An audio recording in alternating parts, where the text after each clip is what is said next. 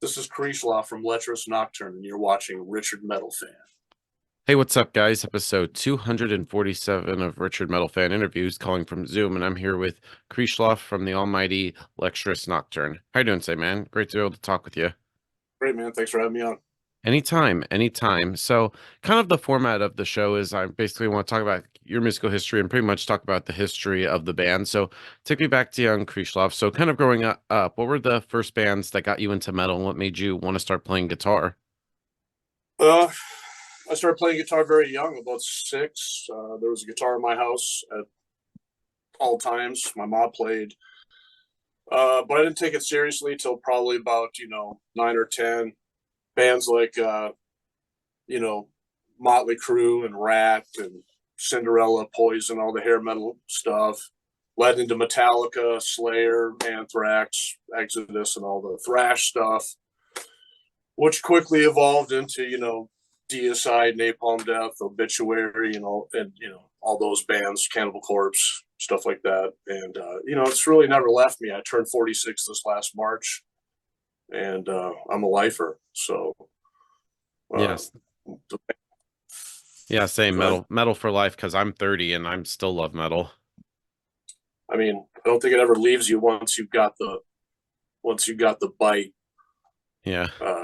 Yeah, you're part of the order for life, I do believe. But so and all that led into some heavier stuff. Angel Corpse, Gorguts, Immolation, Marduk. Big fan of these kind of bands, and it's just kind of evolved over the years into my interpretation of all that stuff with Lecherous Nocturne. All right. All right. And then what were your bands like pre-Lecherous Nocturne? Uh, I had a band called Dominion when I was like 16 or something like that. When I first moved to South Carolina from Minneapolis, um, with my original vocalist Jason Hohenstein. Um, so we did that together for a couple of years before it fell apart. I mean, we were young, and it was fun. But uh, shortly after that, we formed Lecherous Nocturne. So I've only had one band prior to Lecherous Nocturne. All right. All right. And sort of because you just mentioned like you were from Minnesota. So what made you decide to like move to South Carolina? Like what was there like a big scene in South Carolina that you were like, man, I should go there and see if I could try to start a band?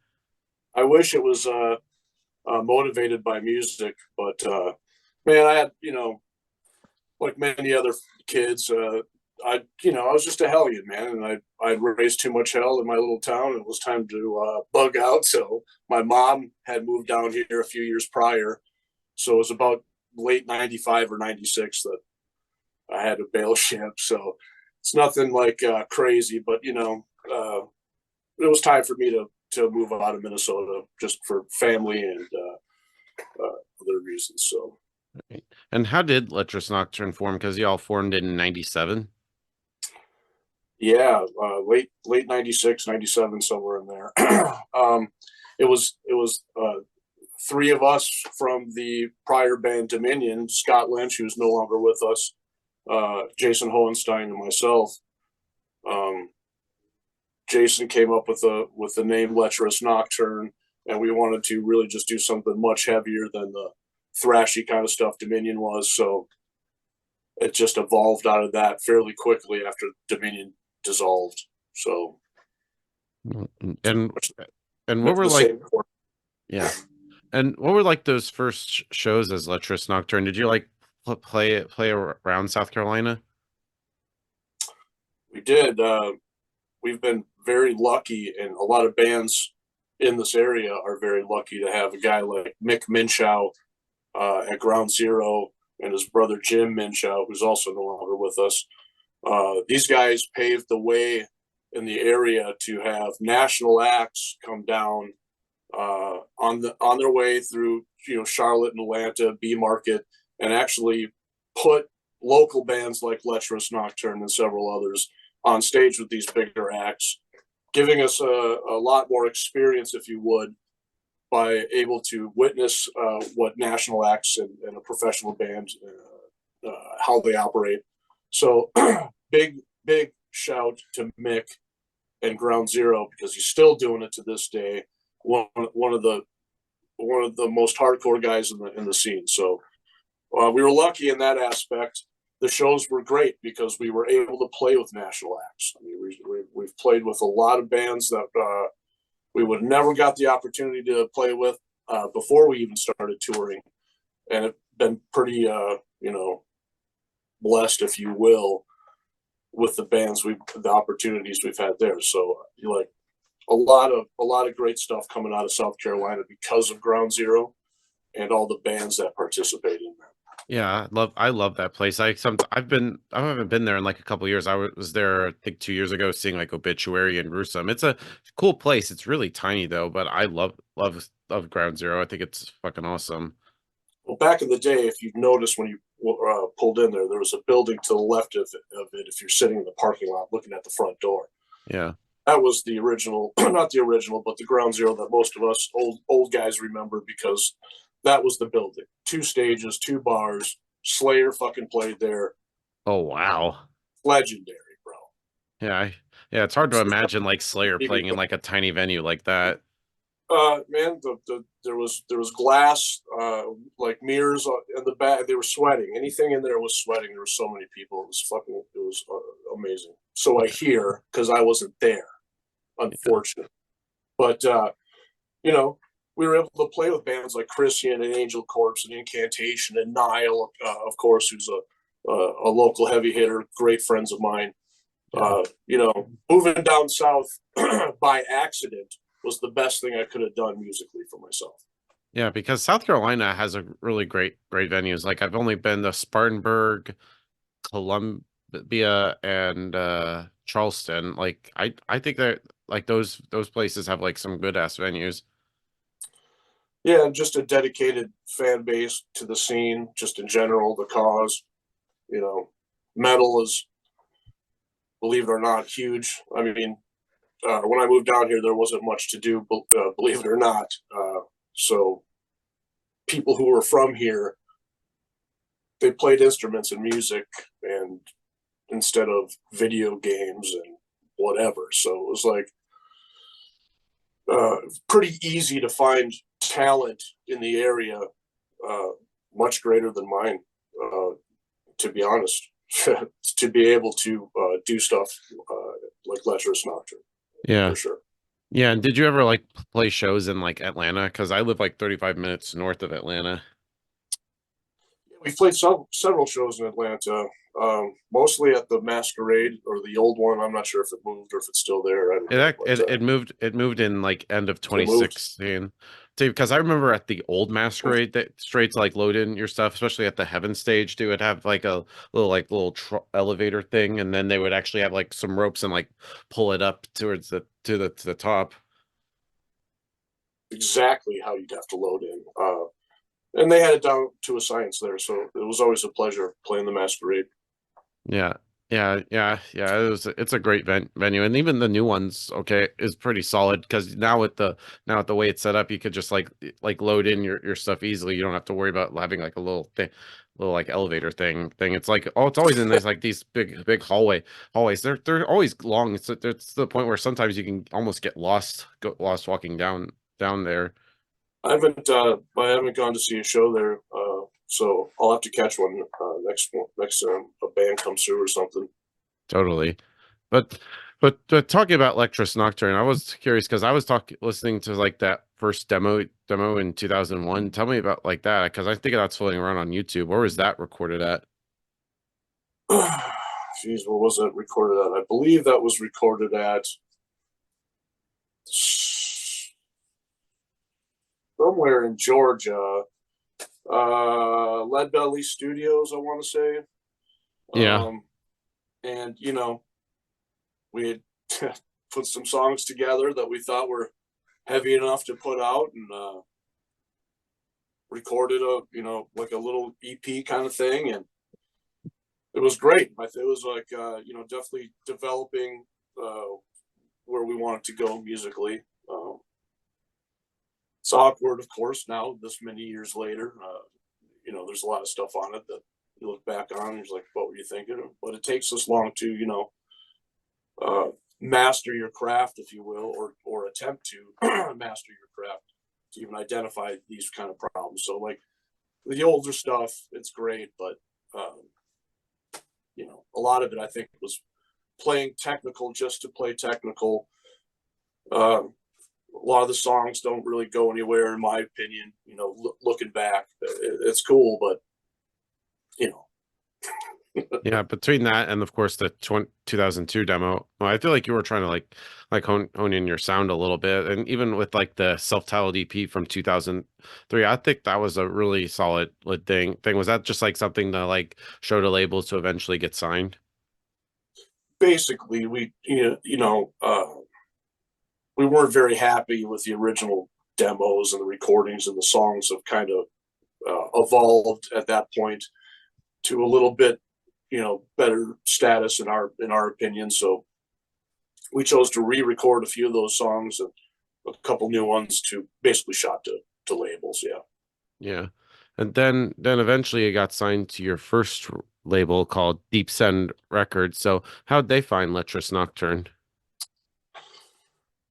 Man, you really looked into this stuff. I haven't thought of those guys probably since we haven't done business with them. They were great, to be honest. I think it was a guy named Tom Parr and another guy, excuse me, that was running the deal. And, they flew out here from Vegas, I believe they were stationed in. And they flew out here and, we kind of talked about it. They watched us play a show and rehearsal and stuff. So they were pretty enthusiastic about signing us, but somehow the label didn't really last long, as many of these startup labels do. So it dissolved fairly quickly after that, and we were free agents again. So Yeah. Yeah, but tell me about making the debut full-length album, Adoration of the Blade. I thought it was a really good debut album. Has that kind of debut charm. So what was the thought process going into making the debut full-length Lecherous Nocturne album?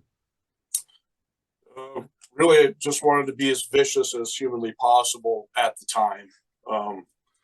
And we were having trouble finding a drummer that could actually play the material that wasn't just tied up with 10 other bands already. So my buddy Dallas from Nile, now Narcotic Wasteland, stepped up and recorded the drums for that album. Wow. Um, Oh, I never knew he played drums. I always thought he was a guitarist. Yeah, none of us really did, but he kind of started out playing drums, and the opportunity came for him to play drums, and he really just put in the legwork and just did the grind, and we practice, and the rest is history. So Yeah, it was great. Yeah, did he ever like play? Did he ever like play drums with you live, or was just on that album? A couple times live, actually. We did a CD release party for it, and probably a dozen shows after that, just in the general area. Wow, I gotta like look up footage for that. That'd be interesting to see. It's out there somewhere. I'll have to like look on YouTube or something. That lineup, those shows actually had Mike Pajone from Monstrosity as on bass as well. So it was a great lineup for the time. We were very happy to be playing with such high caliber musicians. Yeah, but what was the whole album cycle like? You just play like around South Carolina? At first it was, yeah, you play the region, you get your feet wet, and then you just start gradually reaching out further and further until our break in touring came in Tampa at the old Brass Mug. We were doing the Nut to Butt tour, is what we called it, because we were in a Chevy Express van with no trailer and like 6 people and all the gear. So everybody was like laying on the floor. It sucked. We did like 40 dates or something like that. Holy shit.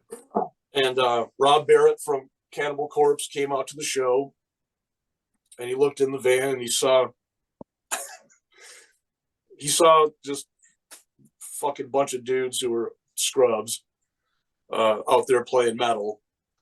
Wow. And he said, next tour you guys do, my best Rob Barrett voice, next tour you guys do is going to be with Cannibal Corpse. And of course I was like, yeah, that's great. You know, that's a great gesture, and I appreciate that. But goddamn, if it wasn't, it was shortly after that we got the call for the Evisceration Plague tour. And fuck, no better guys in the metal community than the guys in Cannibal Corpse, because they actually take younger talent on the road with them and expose them to crowds they would have never ever seen before. So Yeah, I agree, because I've seen Cannibal Corpse now 10 times, and they're definitely the OGs of death metal. And they even do take out younger bands, because I remember in 2022 I saw like the band Shadow of Intent. They're sort of like symphonic kind of deathcore band from Connecticut. And they're fairly new, and they definitely know how to like expose like newer bands like in front of their audiences, and probably like play like there sometimes it's crowds that are for them, like come to them, and pretty much fans that are Cannibal to like see them. So it's like an agglomeration of like the two different worlds. well, they just realized that in order for the uh, community and the scene to thrive, you know, you got to constantly be introducing new talent. I mean, it's entertainment at the end of the day for a lot of people who don't play it or just listen to it casually or whatever. It's just entertainment to them, like any other music. But really, you got to be cycling through new players and new musicians and new bands for it to really keep evolving. If not, it's, you know, goes the way of any other music genre. You know, gets stale and all that. So for that and many other reasons, those guys are still on top in Kings. So Yeah. Yeah. Then going into the next album, The Age of Miracles Has Passed. I thought that was a great album, because usually with the debut album, you have your entire life to write, and there was a lot of hype with the first album. When it came to making Age of Miracle Has Passed, did you feel pressure to follow up at Adoration of the Blade? I mean, not any pressure uh, besides the pressure we put on ourselves just to write better songs and be better players and try to, you know, enhance our craft, our abilities. I felt like at the time we were really hitting on all eight cylinders. We had Jeremy Nissenbaum in the band on drums, fantastic drummer, great guy, um, and a pretty good lineup. Chris Lawless on guitar, excuse me, and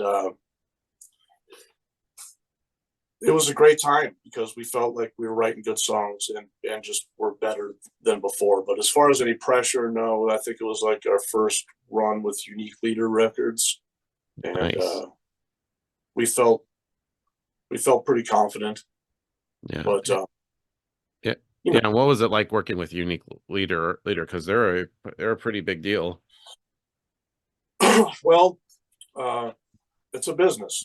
So if you're not selling records, which Lecherous Nocturne is not notorious for having a huge following in that aspect, you kind of gotta fight for some recognition, just like anything else, you know. So they were great, you know, until it didn't make sense to work with them anymore, because we weren't, in my opinion, getting the effort into exposure. So it was great until it wasn't, you know, just like many other business relationships. And then, of course, the next album, Behold Almighty Doctrine. I like it. I think personally, it's my favorite album from you guys. So what was the whole like thought process going into that? And I know last year was, of course, the 10-year anniversary of that. So how do you feel about the album now, like 10, well, now 11 years later? Uh, it was a grind to write the songs. It was a grind to get it done. It was a whole new lineup. Uh, I was the one last remaining original member in the band, so uh, with new players comes new sound and just newness. So it was tough trying to organize all that and get it to something that we all felt was better than the last record. And that's all that ever matters to us. So we worked really hard to do that, and I think we did. But yeah, man, it was hard. It was before video calls and all that shit. So, you know, to do it, you had to actually get together and hash it out. So as I miss those days, this is far more convenient. Yeah. Yeah, totally. And then of course your previous album, your last most recent album, Occultaclismic, I had to like practice how to say that. It's like a tongue twister in itself. So being as it has been 5 years, so how has the album been like now? It's been like 6 years since it's been out. Well, actually, it's the 6 year anniversary today, believe it or not. Wow. Well, that's fucking metal, man. That was also a grind. There was a lot of things going on. I was on the road a lot, working for a southern rock band called the Marshall Tucker Band, and I was gone. Fuck, most of the year. So writing stuff with the band was hard. So it took a long time to get it done because of that. I was just not able to like steadily play guitar, you know, in a tour bus or backstage when you're working. So it's not like, you know, you're playing. So it just took a while. And the songs, I think a lot of the songs came out great. They're sleepers. It was really a push to where the direction is to where we are today. So I think it's a great record, but we were with Willow Tip Records, and again, a great company, but you know, in this day and age, you kind of got to be pushing yourself because labels push their top bands, and if you're not the top band, it's just the way she goes. So Yeah. yeah. And you did mention this was like the first album under the Willow Tip Records. So how did they find you guys? I believe I reached out to them, to be honest, and coming off the tale of Unique Leader, it just made sense, and it was great and all that. But I highly encourage bands, unless you're of band status like Nile or Morbid Angel or Cannibal Corpse or whoever the biggest bands are out today, that's when you really, I would recommend pushing into looking for labels and stuff like that if you're not already so well established on your own, because it's just too easy to push yourself these days. And I think you as the artist are going to be far more effective in doing so because it's your shit, it's your art, it's your music, as opposed to somebody who's just, you know, working. They're just at work, you know what I mean? So I don't fault those people at all, but for the greater interest of bands today, I highly encourage you to find a good publicist, find a good booking agent, do the rest yourself. Yeah. And with Occultaclismic, what was the whole like writing and recording process like for it? It sucked.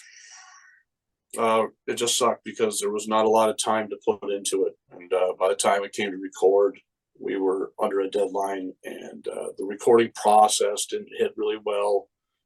There was just a lot of technical bullshit. So by the time it was all said and done, it was like a breath of fucking relief, you know?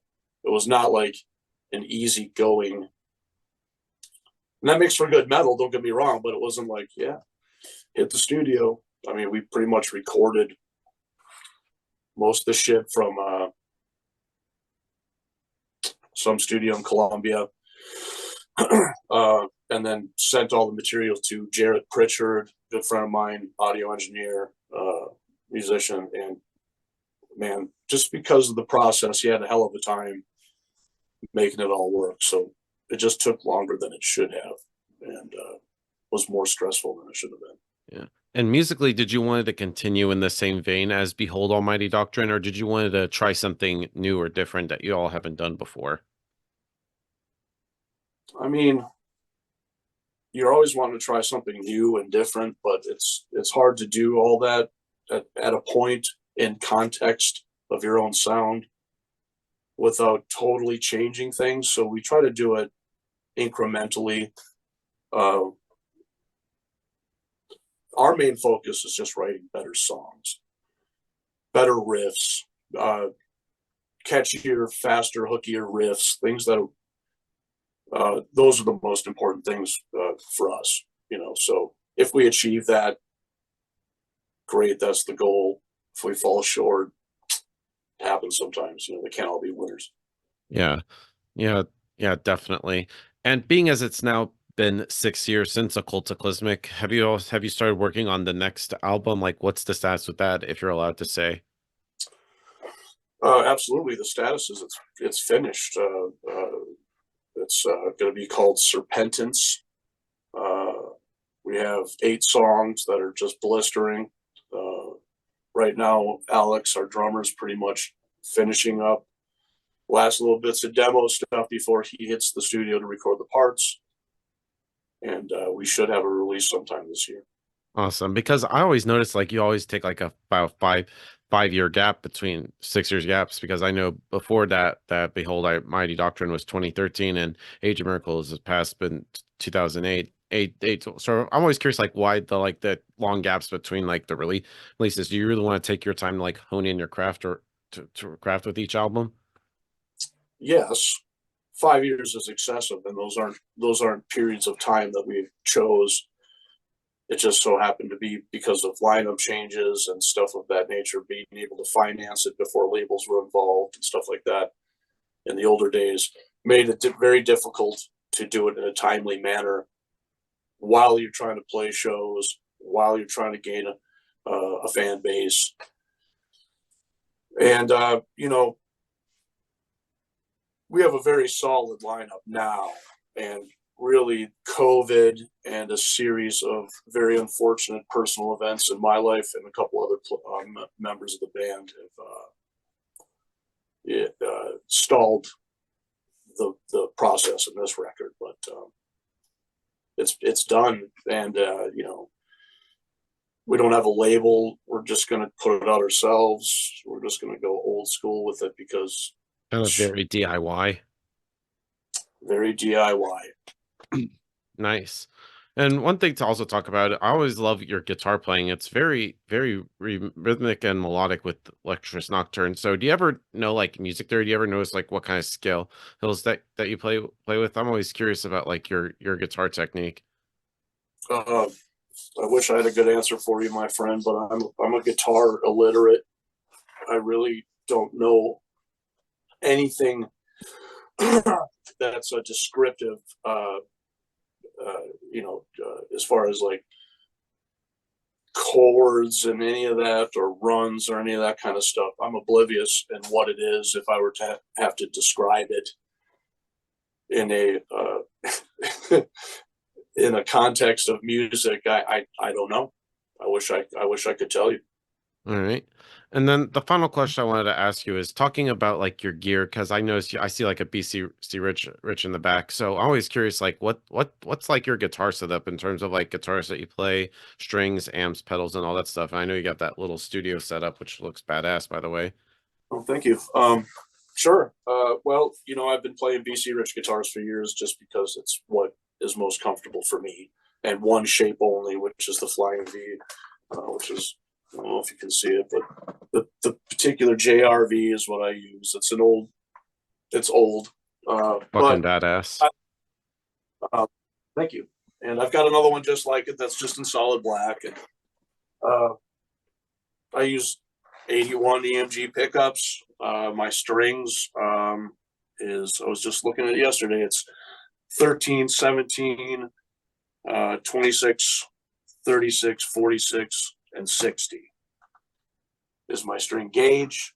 I prefer Kaler bridges just because they're the most Floyd Rose feeling bridges without being a Floyd Rose. I know that's not the most popular opinion, but Kahler's been my go-to bridge for a number of years now.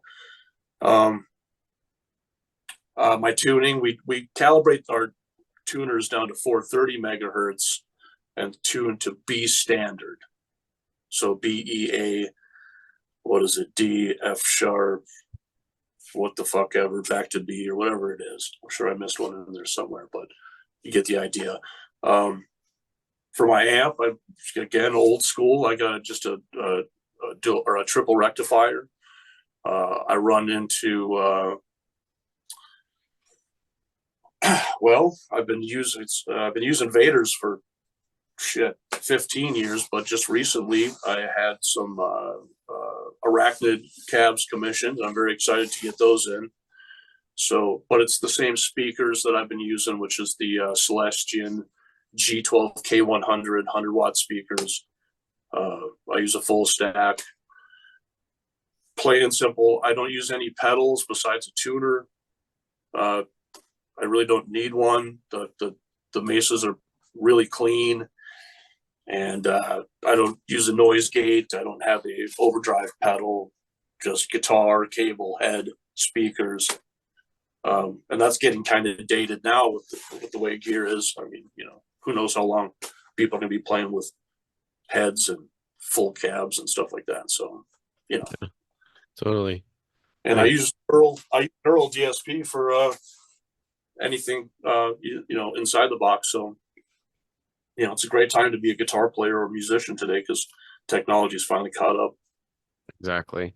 So thank you, man, for taking this time and to talk. It's just great to be able to have you on here. It's just anything else with Lecherous Nocturne you like to plug? I know you mentioned like you're working on new music. It's just anything else in terms of like tours or shows, if you're allowed to say. I can only be working on one thing at a time. So until the record's out, I'm not going to be worried about shows or tours. We'll cross that bridge once the album's released. But I would suspect we'll be doing some shows and playing some tours. So look forward to the album sometime this year, and we'll be pushing it probably shortly after. Awesome. So thank you, man. It's just also any final words you want to say to the viewers that are watching this to close this out. Just keep supporting metal and the true arts that surround it. Awesome. And, thanks for checking me out. Anytime. So everybody, Krieshloff from Lecherous Nocturne. See you next time.